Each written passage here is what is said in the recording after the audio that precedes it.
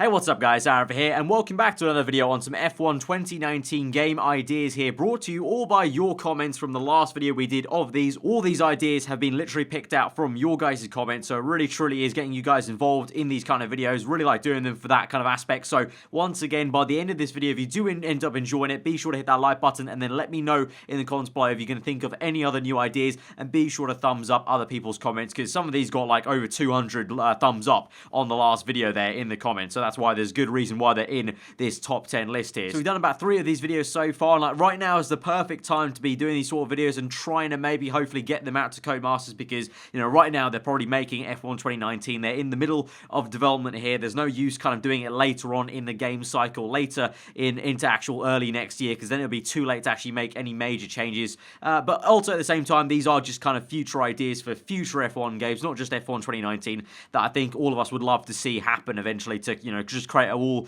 more rounded F1 game. So let's get into it then with number 1. Pre-season testing, which isn't a new idea in itself, because that's been said a lot of time before. We actually used to have like a young drivers test back in F1 2012, but a pre-season testing that actually matters a bit more, with specific practice programs that actually you don't get in the rest of the season. So like practice programs, things you have to do on track that you won't get to do in the actual season in the practice programs, and certain specific things that you have to do to actually make sure your new car is going to be ready for the new season. So you start off season 1 of career mode, you jump in. Not only is it a good way for you to get acclimatized to your new car before you get chucked into the deep end out of Australia, it also gives you a chance maybe to help the team along straight away already. Maybe you might not be able to spend R&D points, because it wouldn't make any sense for you as a new driver being able to help the development of the car straight away in a major way at pre-season. But let's say your team come to you and say, we've got 5 upgrades here that we want to get on the car for Australia, and so you actually have to do the pre-season test to make sure they're going to progress in that kind of way. And also, like I said, going off the idea in the last video we did of seeing other teams' progression and kind of seeing a live kind of graph of how the teams progress over the winter period, it'd be nice to actually see that on track then. Maybe you can see AI cars maybe going off into the gravel like Fernando Alonso at this is pre-season testing at Spain, just random mistakes and AI faults, cars breaking down, spewing smoke and whatnot, whilst you have this kind of free session basically. And then you might have Crofty doing a nice wrap up of what's happened in pre-season. That'd be really nice and adds a more special occasion basically to pre-season, because obviously I've said it before so many times, but you just get chucked into it basically in Australia. Obviously you get a bit of a longer cutscene at the very start of your career mode for Australia and the start of your career mode, but it'd be really nice to actually have that little momentary period where it's like, okay, you're just about ready to start racing, but let's have this nice little important period that we all know is very important. As F1 fans, how many times are we really digging deep and all eyes on pre-season testing, anticipating a new season? Number 2 is going to be an open world in the paddock. So this is kind of, I kind of picture this as something like the Crew 2 has had, where it's all first person, so you don't see your own character, but you're just first person, so i.e. you don't have to do much animation for like hands and whatnot, and like a whole 3D character space for your own guy. So you're just first person, but you get to walk around a whole, open world 3D paddock basically. That's a lot of work, I know, but it would genuinely be such a cool idea. Like if it actually went and took artistic photos of each of the paddocks and did them, fortunately, I can very fortunately say I've been in 2 different paddocks myself, at Abu Dhabi and Italy. They're very different style of paddocks. It'd be epic if they actually got, went out there to each Grand Prix circuit, took photos, and the artist did, 3D renderings and kind of renditions of what these paddocks kind of look like. It'd be absolutely awesome to actually get that feeling of walking through a realistic paddock, because then if any of you guys in the comments have been lucky enough to go to a paddock as well, it'd be really, how insane would it be to basically relive it, basically be like, oh, it's literally just to remember it. But for people who can't go to the paddock, can't go to Grand Prix even, it'd be a really cool experience to kind of see through what the paddock is kind of like, and you get that extra immersion of, you have like drivers walking out their motorhomes to the garage, engineers knocking about and whatnot. It'd be really insane. It would be a lot of work, but it'd be really insane to have that as like a thing you can just do, walking to your debriefs, walking to the press conferences, walking to your car, to the garage basically from your motorhome. That would just add a little extra touch and would just feel pretty damn cool, I think. Number 3 is going to be in laps at the end of the Grand Prix. We talked about doing cooldown laps, but this kind of added comment was thumbs up quite a bit of actually driving into the paddock, driving to the actual pit lane there for scrutineering as well. So also, going to the weighbridge. If you've won the Grand Prix, how cool would it be if you can drive manually down the pit lane? You have actually literally a crowd of people, and so you have to try and like park it basically up in the pit board 1. And if the pit boards actually had some physics there, if you were annoyed at not winning the Grand Prix, do a bit of a Verstappen and just plow into the board and see the board get knocked down. I think that would just be really cool, just to like have that extra experience of like, I'm pissed off I didn't get the win, just gonna hit the board in frustration. And then also just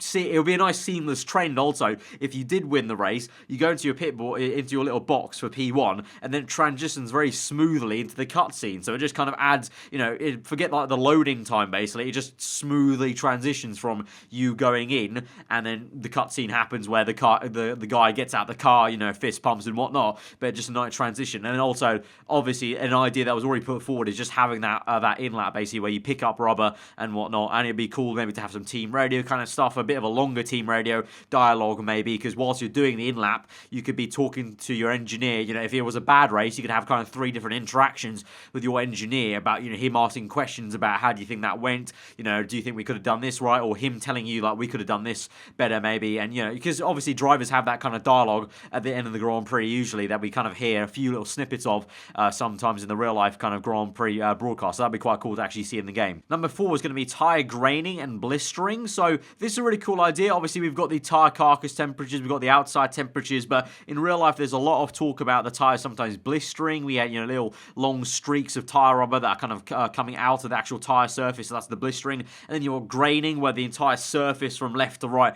of the entire width of the tyre is starting to grain a little bit there, and you have to protect your tyres a little bit more. In the past, it was more of a bigger thing, I feel, than right now in current Formula 1. It used to be a big thing with the 2011 Pirellis, where you had lots of blistering and lots of graining as well. I remember Spa, was it 2011? I think the Red Bull cars were genuinely worried they would get a puncher in the middle of the race because of blistering on their tyres. So it'd be really cool to actually have that graining blistering. The only caveat for me, and playing a bit of devil's advocate to the person who commented this below, is potentially the AI could be way too OP at managing that, because right now, they don't really get affected by tyre carcass temperatures too much. Like, they do a bit, but not that much, whereas the player can really get hampered by the tyre carcass temperature. So I'm just thinking ahead of myself. If we had blistering and graining, I can just see too many scenarios where we'd be mid-corner, you'd be getting blistering, and the cars around you just simply don't. So I feel like there's an option for the AI to be a bit too OP in that regard. It's a really nice idea. It'd be really cool and realistic, but I think the AI just couldn't handle the coding for that, unfortunately. That's just a bit of devil's advocate from my side.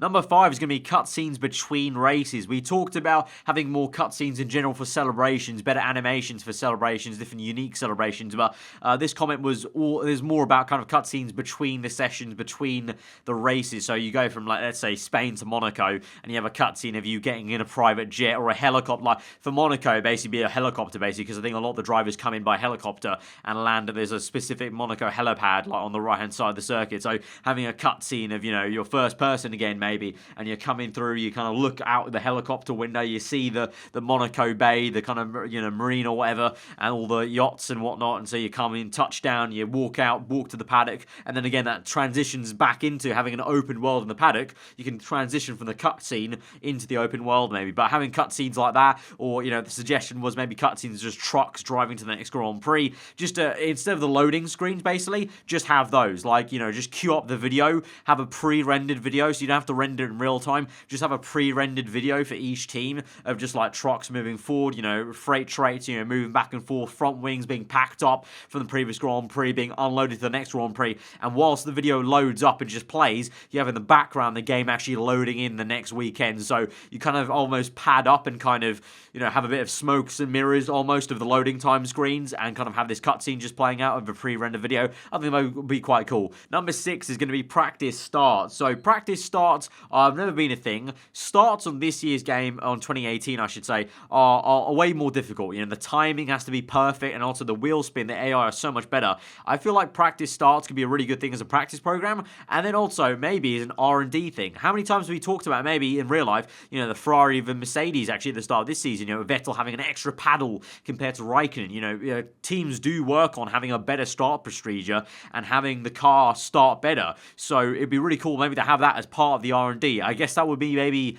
the chassis side of things, I guess. The chassis part of the R&D tree. Maybe not at the very start. Maybe, you know, like brakes. Like on this year's game, on the R&D tree for the chassis side, you have to get right to the end of the R&D tree before you can purchase some minor and major brake updates. So perhaps adding on to that right at the end of the chassis, because it would be quite an OP R&D part. So right at the end of the chassis tree, you've done the weight reduction, the weight redistribution, you've done the tyre upgrades, you've done the brake updates, and right at the end of the R&D tree on the chassis side, you have start procedure improvements, you know, extra, you know, special paddle that gives us a bit more traction maybe, or a different procedure, a bit of software updating. And I think that'd be really cool, because then once you get to the end of the tree, it's deservedly you're kind of finally spending some points on this start procedure, and finally now you can maybe really put the power down at the start and actually get a good Fernando Alonso style starts maybe on the getaway. I think that'd be a really cool idea, because we do definitely see that in real life where teams are actually actively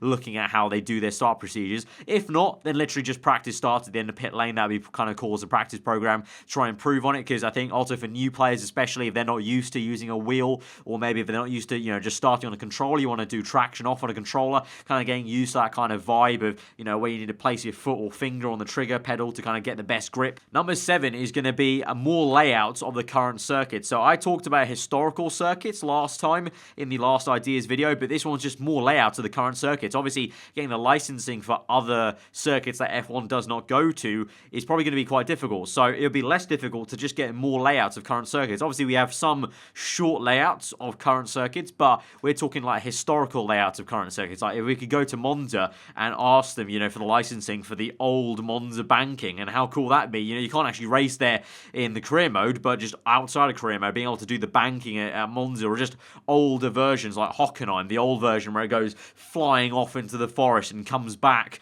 It just add a bit of difference there, and you could create your own kind of career series maybe in Grand Prix mode then, and do the races on that. It'd be really, really cool to my mind. Number 8 is going to be post-season tests. So now this goes in caveat and kind of yin and yang to the first idea of pre-season testing, but post-season tests, and even more so than the pre-season, obviously you have a lot of resource points maybe at the end of the season. You buy maybe, let's say, 3-4 upgrades, and what happens now is you have a loading screen, and then it loads into Australia, and then it's a potluck if your upgrades have, you know, actually been installed onto the car, or they've failed onto the car into Australia. If you were to purchase your upgrades and then have a post-season test at Abu Dhabi, you have, you know, the F2 drivers and F3 drivers in the garage around you, so you're on track. It's the same cars you've been racing, the 2018, or in this case, the 2019 cars, but the driver names are actually the F2 drivers. That would be pretty sick in itself. And I think you could get, I'm pretty sure you could definitely get the licensing for that, because it makes sense. You have the post-season Abu Dhabi test, and you have the younger drivers stepping in alongside some of the old guard, and then you do laps around Abu Dhabi, and you have to do certain tasks to install the upgrade. So I've purchased 4 upgrades, and so now over the course of only 2-hour sessions, I have to make sure I do enough of these practice programs, do enough of these tasks the team wants to actually ensure that I install these upgrades. So it could be a progress bar, and kind of like almost like Fortnite and Call of Duty, like a tiering system of there are 5 tiers for the 5 upgrades you purchase. So you have to do enough stuff to push the bar up and up and up to get 100%. 100% being that you've installed all 5 of the upgrades you purchased for next season to guarantee you get those upgrades over the winter period. And then again, you could get some more at pre-season testing. I think the idea in the comments below was you double the R&D points you get at the end of the season, and so you spend half of them post-season, and you spend the other half at pre-season testing, doing some more programs in pre-season testing. So like I said, a bit of yin and yang almost in terms of the two working together, and also at the same time you have failures in the post-season test. That means you might be backtracked a little bit to not get the upgrades for next year, just adding more fluidity and more chance and randomness, and well, not randomness actually, adding more